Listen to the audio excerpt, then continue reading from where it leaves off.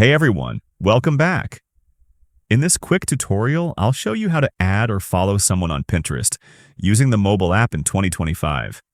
Let's get started. First, open the Pinterest app and make sure you're logged into your account. Now at the bottom, tap on the search icon. That's the little magnifying glass. At the top, you'll see the search bar.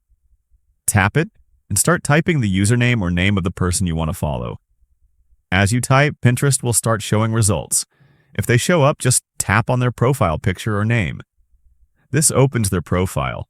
You'll see a red follow button near the top. Tap follow, and that's it. You've now added them. From now on, their pins will start appearing in your home feed. If you ever want to unfollow, just go back to their profile and tap the button again. It'll switch to unfollow. Quick and easy. Hope that helped, and I'll see you in the next one.